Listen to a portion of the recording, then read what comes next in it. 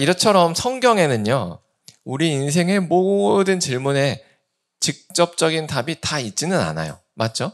성경에 직접적으로 나와 있는 답도 있고 없는 것도 있어요.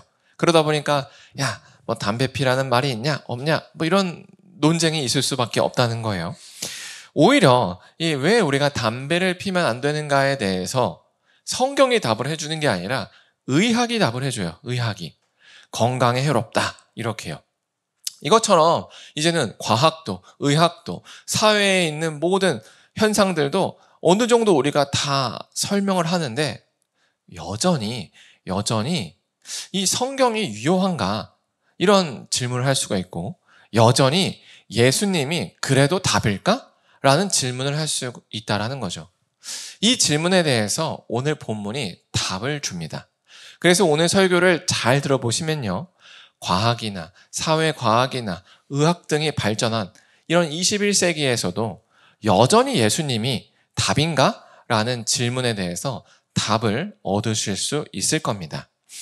예수님은요, 지금은 익숙한 존재지만 바울 시대 때는 매우 놀라운 존재였어요. 왜요? 바울 시대 과거에는 예수님이 존재하지 않았기 때문이에요. 그렇죠?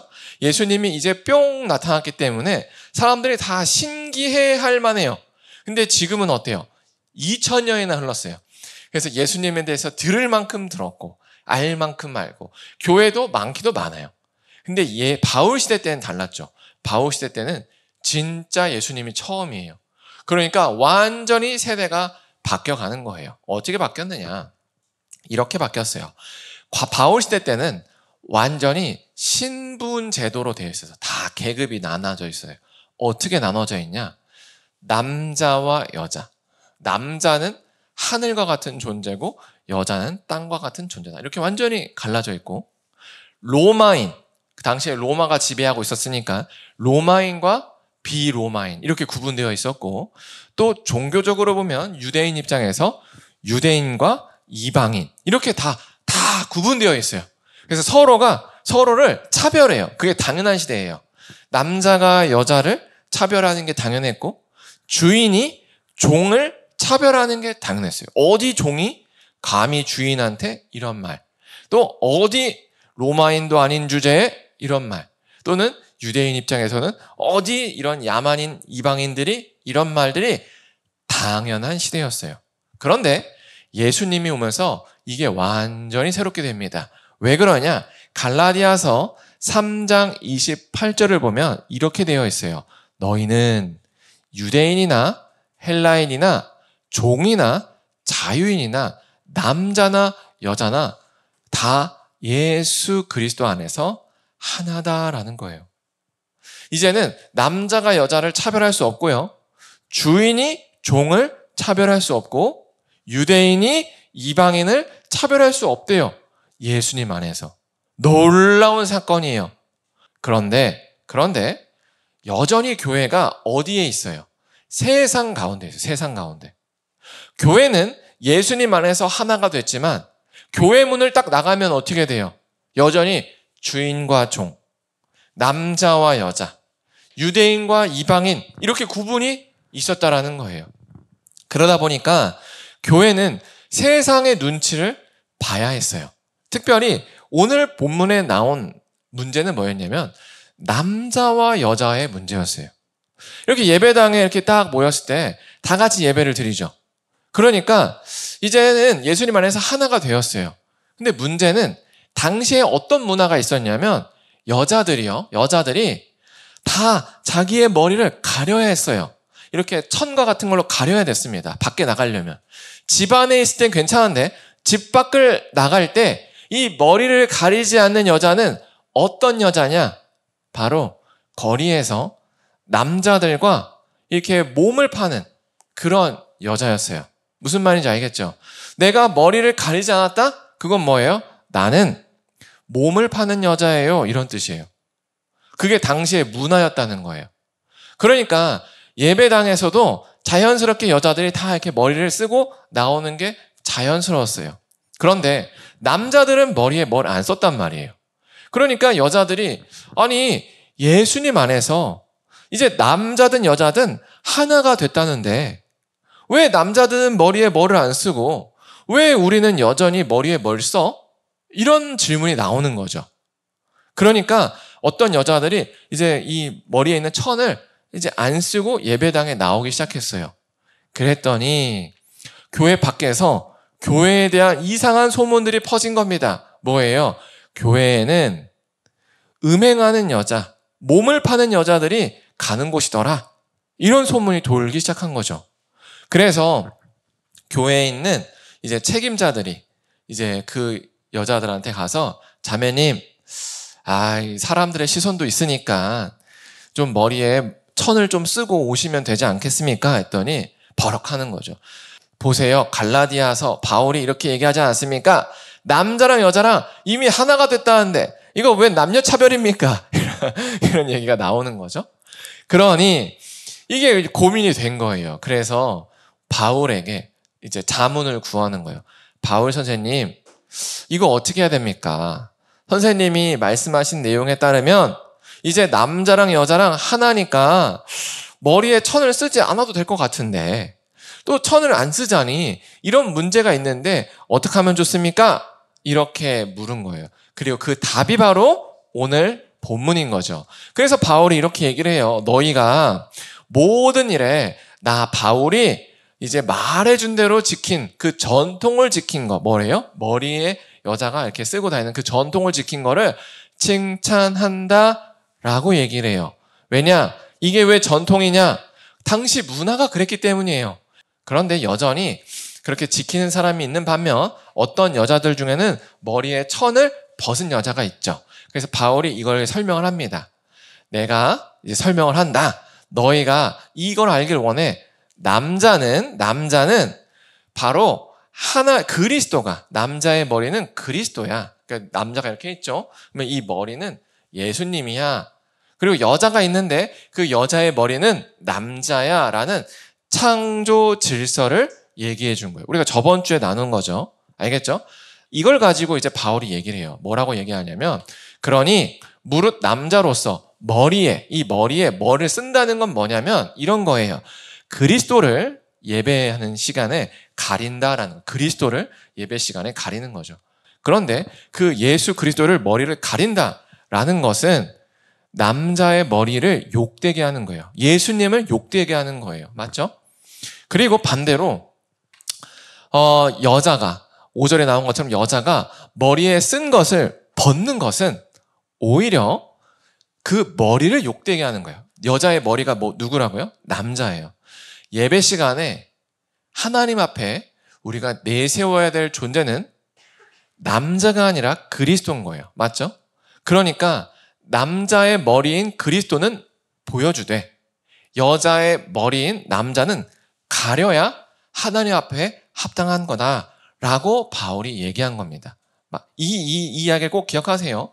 이게 바로 창조 질서 안에서 바울이 얘기하고 있는 왜 여자가 머리를 가려야 되는가에 대한 이야기예요.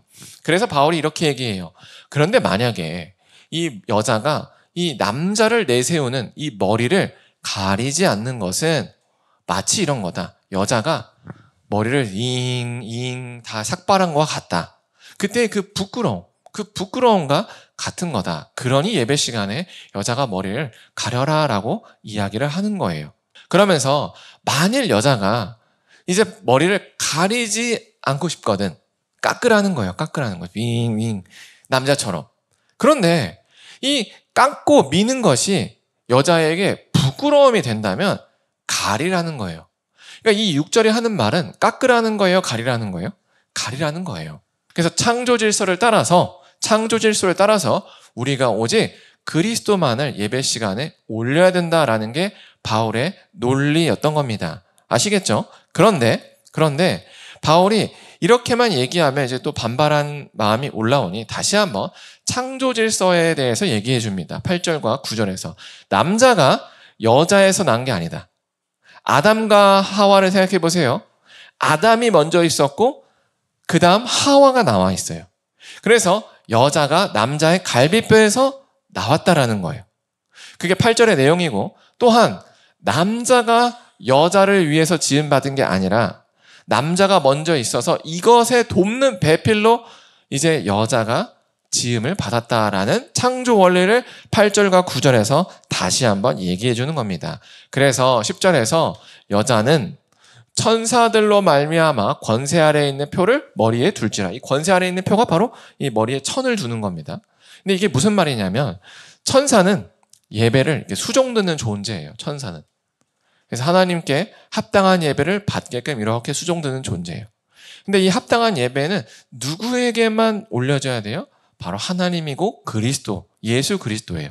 그러니 그 천사 아래에 합당한 예배가 드려지고 있다는 표로 머리를 가려라라고 바울이 얘기했던 거예요. 이게 바로 당시 문화권에서 1세기 문화권에서 이제 남자와 여자가 하나인데 여자가 머리를 가리지 않는 것이 당시에 정숙하지 않고 예의가 없는 것으로 인식되고 있는 그 상황에 바울이 준 대답이에요. 이렇게 바울이 주다 보니 걱정이 되는 게 하나 있죠. 뭐냐면 거 봐, 남자랑 여자는 원래 차별이 있는 게 맞아 라고 생각할 수 있다라는 거예요. 그래서 바울이 다시 한번 11절과 12절에서 이번엔 거꾸로 얘기를 해요. 뭐냐면 예수님 안에서는 남자 없이 여자만 있지 않고, 맞죠? 이제 아담과 하와가 아니라 그 둘이 이제 자손을 낳는 과정을 얘기하는 거예요. 남자와 여자가 함께 있어야 된다. 여자 없이 남자만 있는 게 아니라 여자가 남자에게서 난 것 같이 하와가 아담에게서 난 것 같이 그 하와의 후손들인 남자들도 하와를 통해서 났다. 맞죠? 이제는 엄마의 몸을 통해서 남자가 나오는 거다. 그러니 이제는 남자와 여자가 하나인 게 맞다라고 다시 한번 얘기하는 거예요. 어떻게 보면 말이 왔다 갔다 하는 것 같지만 그 이유는 사람들이 한쪽으로 치우치는 걸 막기 위해서예요. 또 이렇게 얘기했더니 바울이 그러니까 또 이제 한쪽에서 거봐, 남자랑 여자는 하나잖아. 그러니까 머리를 벗는 게 낫겠지? 라고 하는 사람이 있을 것 같아서 다시 한번 13절에서 얘기하는 거예요. 너희는 스스로 생각해봐. 너희들 스스로 생각해봐. 여자가 머리를 가리지 않고 하나님께 기도하는 거, 예배 시간에 기도하는 게 마땅해? 이렇게 묻는 거죠. 한번 스스로 생각해봐. 이렇게 얘기하는 거예요. 그러면서 이렇게 얘기합니다. 만일 남자가 긴 머리가 있으면, 머리가 길면 그게 남자한테 부끄러움이 되지 않겠니? 우리의 본성에 대해서 이렇게 묻는 거예요. 그리고 만일 여자에게 긴 머리가 이렇게 있으면 그건 여자에게 자랑이 되지 않겠니? 이렇게 묻는 거예요. 이게 하나님께서 준 본성 아니야? 남자는 머리가 짧는 게 자연스럽고 여자는 긴 게 자연스럽지 않아? 하나님께서 왜 이런 본성을 주셨지? 이렇게 묻는 거예요. 그리고 그 대답에 대해서 이렇게 얘기한 거죠. 여자가 긴 머리를 가진 건 머리는 가리는 것을 대신해서 준 거야 라고 바울이 이야기한 겁니다. 그러면서 바울이 뭐라고 얘기하냐면 16절에 너희들이 하고 싶은 말이 많을 거라 생각한다. 하지만 논쟁하려는 자가 있으거든 입을 다물어라. 이렇게 얘기해요. 왜냐? 우리에게나 하나님의 모든 교회에 여자가 머리에 가리지 않고 기도하고 예배드리는 전례가 없어. 그러니까 조용히 해. 이렇게 그냥 말을 탁 해버린다는 거죠. 사실 오늘 바울의 이야기를 쭉 읽다 보면 우리가 지금까지 바울 서신을 읽었던 바울의 말과 약간 톤이 다르다는 걸 알아요. 예를 들어서 귀신의 그 잔을 먹지 말라. 이런 거는 뭐 본성에 호소를 한다거나 관례를 가지고 얘기하지 않습니다. 맞죠? 우리는 오직 하나님 한 분만 섬겨야 된다라는 절대 기준으로 너희가 우상 숭배에 참여하지 말라고 얘기했어요. 맞죠? 근데 오늘 본문에서 여자가 머리를 가리는 이 문제는 그렇지 않아요. 너희 본성을 생각해봐라. 야, 조용히 해라. 이런 전례가 없다. 이런 식의 이런 이유를 든다는 거죠. 왜일까? 그 이유는 바울도 아는 거죠. 뭐냐면 이런 권면이 당시의 상황에만 적합한 권면이었다는 걸 바울도 알고 있었던 거예요. 왜냐? 당시는 아까 분위기가 어땠다고요? 여자가 집 밖을 나갈 때 머리를 가리지 않으면 칭찬받는다고요? 아니면 욕을 먹는다고요? 욕을 먹었다는 거예요. 음행하는 여자라고 욕을 먹었던 거예요. 그러니 예배당에 나오면 이미 남자랑 여자랑 한 자리에 앉은 것도 그 당시에는 너무 큰 일인 거예요. 너무 놀라운 일인 거죠. 근데 거기서 이제는 이 머리, 복장을까지도 문제가 나면 교회에 대해서 더 이상 새로운 사람들이 좋은 마음을 갖기가 어려웠던 겁니다. 그래서 이 문제를 해결하기 위해서 바울이 이 창조 질서를 따라서 이렇게 예배를 드려라. 그리고 본성을 따라서 관례를 따라서 여자가 머리를 가려서 이제 드려라 라고 얘기한 거죠. 예수님 있기 전에는 이런 논쟁거리가 없었어요. 그래서 이것을 바울이 그 당시에 맞게끔 다시 한번 설명해 준 겁니다. 왜냐하면 예수님 이전에는 남자들만 예배를 드리고 저 보이지 않는 곳에서 여자는 그 소리만 들었어요. 그러니까 여자랑 남자랑 함께 있어가지고 여자가 이 머리를 벗는 이런 일을 상상도 할 수 없었던 시대예요. 그래서 구약을 아무리 뒤져봐도, 구약 성경을 아무리 뒤져봐도 여자가 머리에 천을 쓰고 예배를 드려야 되는지 안 드려야 되는지 그런 규정이 없다는 거예요. 그러니까 바울은 예수님 시대 때 새로운 답을 줘야 했던 거예요.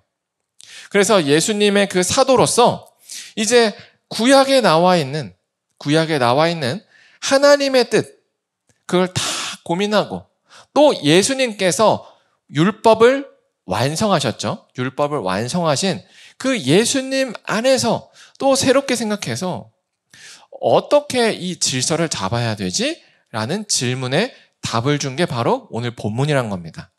이처럼 바울 때도 구약 성경이 예수님 시대에 일어나는 모든 질문에 답을 준 게 아니라는 거예요. 그것처럼 우리 삶도 이 성경이 직접적으로 모든 질문에 답을 주는 게 아닙니다. 예를 들면 이런 거죠. 아까 앞서 나온 것처럼 담배 펴도 돼요, 안 돼요?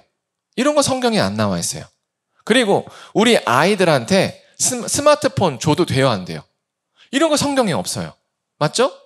부동산 투자를 어디까지 해야 투기가 아니고 투자일까요? 이런 거 없어요. 주식 투자를 하는데 몇 개월 정도 보유해야 단타 투기가 아니라 장기 투자가 될까? 이런 거 없다는 거예요. 맞죠? 그러면 이런 질문에 대해서는 성경에 이제 없으니까 우리가 마음대로 해도 될까요? 안 된다라는 거예요. 요게 핵심입니다. 왜냐? 우리 삶의 주인이 누구죠? 하나님이에요. 하나님. 그러면 하나님이 우리의 주인인데 근데 성경에는 주식 투자 어떻게 하란 말 없다라는 거예요? 지금 아파트 2억짜리 살았는지 10억짜리 살았는지 전세로 살라고 하는지 월세로 살라는지 안 나와 있어요. 그럼 이런 문제는 우리가 어떻게 해야 되냐? 바로 오늘 바울이 보여준 것처럼 지금까지 나와 있던 성경에 있는 내용과 예수님이 알려준 내용과 우리 현재의 상황을 잘 조합을 해서 답을 찾아가라라는 얘기입니다. 그런데 문제가 있어요. 뭐냐면 이런 성경을 통해서 주는 이런 답보다 우리에게 익숙한 답들이 많다는 거예요. 뭐예요? 과학적인 답, 사회과학이고 경제적인 답, 부동산 투자는 말이에요. 이렇게 하면 좋아요. 라고 이미 전문가들이 있죠. 주식 투자 전문가들이 있어요. 성경이 전문가가 아니에요. 몸이 아프면 이렇게 하세요. 의학이라는 의사들이 전문가가 있어요. 맞죠? 이미 우리는 우리가 인생에서 살아갈 때 겪을 만한 거의 모든 질문에 대한 답을 성경 밖에서 대부분 답을 다 가지고 있단 말이에요. 그러니까 이제 굳이 성경을 볼 필요가 있나?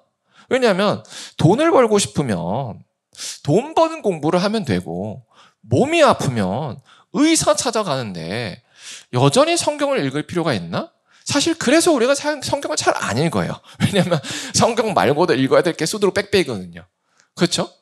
그렇다면 여전히 이렇게 과학, 의학 또는 경제학, 사회과학이 다 발달한 시대에도 여전히 성경이 답인가? 여전히 예수님이 답인가? 우린 여기에 질문에 답을 해야 된다는 거예요. 우리는 여기에 뭐라고 답을 하냐? 여전히 예수님이 답이다라고 답을 할 수 있어요. 왜냐? 이 세상에 과학, 의학, 경제학, 사회과학이 아무리 발달해도 절대로 해결할 수 없는 문제가 있어요. 그게 뭐냐면 바로 죽음입니다. 이 죽음 앞에서는요, 의사도 손을 놔요.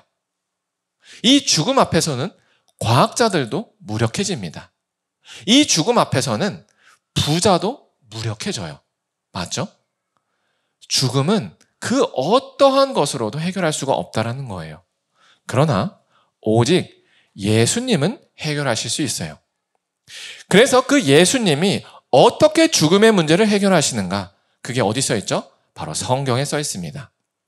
그리고 그렇게 죽음의 문제를 해결한 우리 같은 성도들이 그렇다면 이제는 하나님 나라의 백성이 됐는데 그럼 이제 어떻게 살아야 되는가? 이거는 우리가 이 성경 밖에서 볼 수 있는 그런 지식과는 달라요. 왜냐? 경제학에서는 이렇게 얘기합니다. 돈을 적게 투자해서 많이 버는 것을 잘한 거다라고 얘기해요. 맞죠? 적게 투자해서 돈을 많이 버는 걸 잘했다라고 얘기합니다. 그렇죠? 근데 성경은 뭐라고 얘기해요? 하늘에 보화를 쌓아두어라 얘기해요. 너의 돈을 악착같이 모아라가 아니라 너와 상관없지만 도움이 필요한 사람이 있으면 도와주라고 얘기해요. 세상에서 말하는 답이랑 달라요. 맞죠? 세상은 어떻게 해서 남의 거 다 뺏어서 네가 부자 돼. 그럼 행복해져. 이렇게 얘기해요. 근데 성경은 그렇지 않아. 있는 것조차 나눠. 이렇게 얘기하는 거예요. 다른 길을 제시하는 거죠. 왜 이런 다른 길에서 우리는 무엇을 선택해야 되냐? 예수님으로 이제 우리가 새로운 생명을 얻었으니 그 하나님 나라의 질서를 따라 살아야 된다라는 거예요. 그래야 행복해진다는 거예요. 요거로 우리가 알아야 됩니다. 그래서 성경이 여전히 답이라는 거예요. 왜냐? 하나님께서 이 세상을 만드셨기 때문이에요. 하나님께서 세상을 창조하셨기 때문에 그 하나님의 뜻대로 살 때에만 비로소 인간이 행복해져요. 그런데 놀라운 사실은 성경 밖에 있는 이 세상을 사는 법은 이 세상이 어떻게 시작됐다고 하죠? 하나님이 창조했다고 하나요? 아니에요. 진화됐다라고 해요. 원숭이나 아메바가 진화돼서 인간은 이기적으로 살아야 행복하다라고 얘기해 줍니다. 그래서 우리는 두 길이 있어요. 성경이 가르쳐주는 길이 있고요. 성경 밖에서 가르쳐주는 길이 있습니다. 둘 다 정답처럼 보여요. 그런데 성경 밖에 있는 것은 아무리 정답처럼 보여도 절대로 죽음의 문제를 해결해 줄 수가 없어요. 하지만 예수님은 다르죠. 예수님은 우리가 보기에는 별로 설득력 있지 않지만 오히려 이게 우리 마음 가운데 다가오면 이것만큼 훌륭한 답이 없다라는 거죠. 그래, 죽음의 문제 예수님처럼 해결될 수가 있구나. 아멘. 그러면 나는 이제 어떻게 살아야 되는가? 아, 하나님이 세상을 만드셨구나. 아, 그러면 나는 지금 하나님 말씀대로 이 땅을 살아야 되는구나. 라는 거예요. 그리고 실제로 그 믿음을 가지고 성경의 말씀대로 살아본 사람들은 어때요? 아, 성경이 답이었구나. 이걸 여전히 경험한다는 거예요. 그래서 지금도 수많은 간증들이 있는 거예요.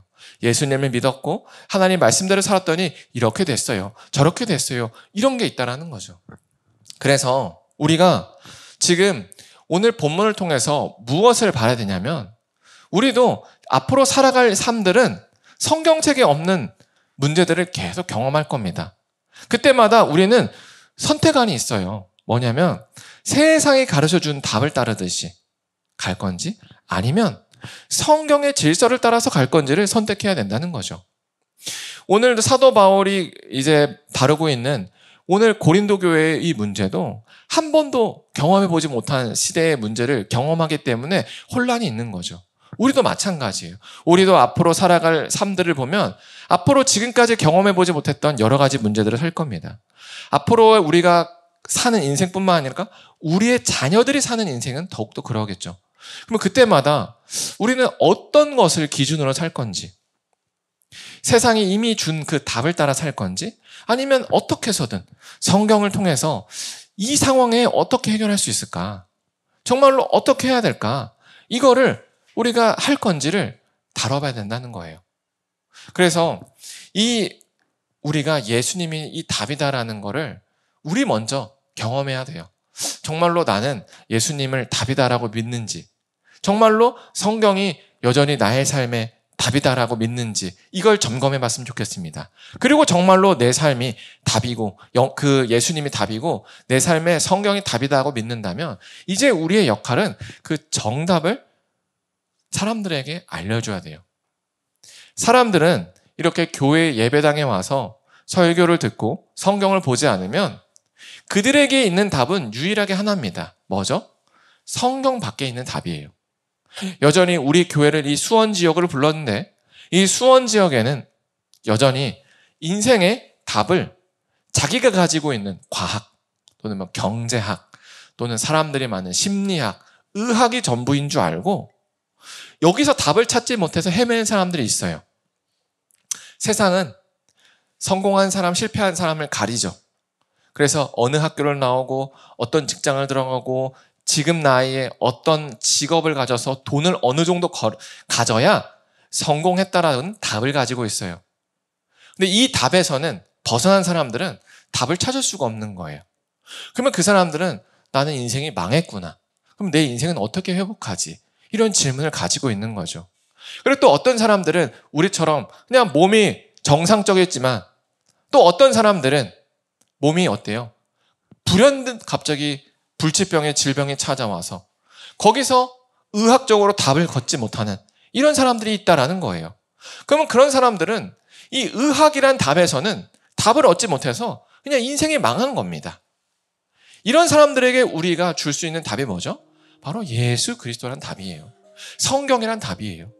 그래서 여전히 하나님 나라는 살아계시고 여전히 예수님의 이름은 능력이 있어서 그 예수님의 이름으로 불치병을 떠나가라라고 기도하고 하나님께 예배드리는 가운데 나을 수 있다라는 답을 줘야 된다는 거예요. 여전히 내 인생이 사회적으로는 망해 보이지만 하나님 안에서는 다시 한번 회복하는 반전이 있다라는 답을 줘야 되는 거예요.